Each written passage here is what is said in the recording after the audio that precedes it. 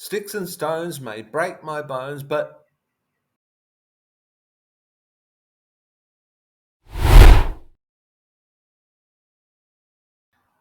names can never hurt me. That's one of those truisms, isn't it? It's one of those truisms that is anything but true. I was watching an episode of The Witcher last night, and at one point, Jaskier, who is a bard, a minstrel in the series, is being physically threatened by some people and also called some names. And he says, "Sticks and stones may break my bones, and names can hurt me too." We all know that names, words, can hurt people very, very deeply, which is exactly why we use them to do just that. In fact, the damage of words can be much more extensive and last much longer than the damage of mere physical wounds. There are those who would argue that free speech is one of those absolutes that's granted to people. The First Amendment of the Constitution, and so on and so on. But that isn't true. It's not an absolute right. There are no absolute rights. There's a whole series of different rights that struggle for supremacy amongst them, conflict with each other, and have to be mediated between. I suspect those who most want freedom of speech are those who most want to abuse that freedom. There is, of course, the issue of censorship.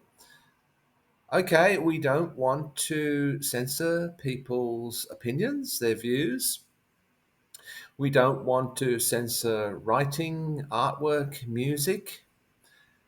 Not just, at least, because it doesn't fit our particular moral values or perspective of the world. But what we do want to do is prevent speech that is deliberately designed to provoke violence, that's deliberately designed to injure and damage people, that is malicious speech. Now, I can't stop someone in private saying dreadful and malicious things to me, hurtful things to me. But in public platforms, there are ways of controlling that, and we do need to have some kind of watchdog system in place for that.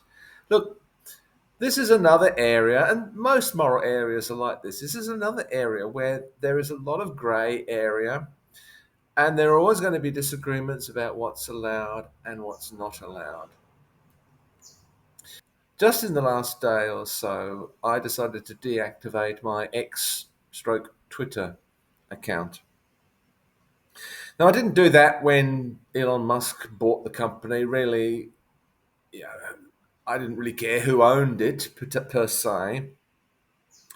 But I do care now that Elon Musk seems to be using it to explicitly and deliberately promote harmful and hateful language.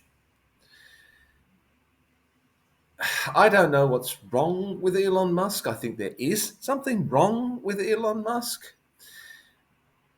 But I don't think that he should be abusing his power in the way that he is.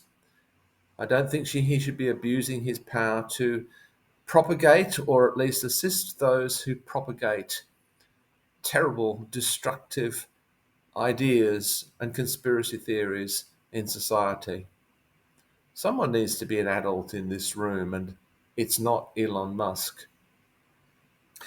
So I've left X Twitter for the time being. Anyway, I deactivated my account, and if I don't reactivate it in 30 days, it's automatically deleted. Now, Twitter was my main source of business. It always has been. I've always had the greatest response from Twitter in terms of people looking for an editor and so on. So my own business may suffer from this, but I'm getting older, and I am slowing down. I'm sort of semi-retired, I suppose, these days, and so I have time to do things like this.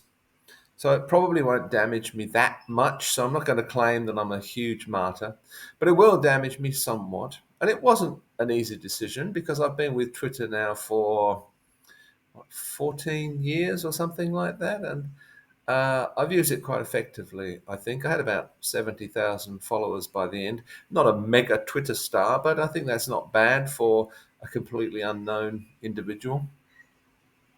I've been looking around for other options. I'm just trying out a thing called Mastodon. I don't know what that's like. I don't know whether it's going to be any good. I guess one of my main aims now is just to have a platform from which I can just direct people to look at my videos, because at the moment I think that's a good way for people to get to know me. I enjoy doing this, and I hope that some people at least enjoy listening to what I have to say.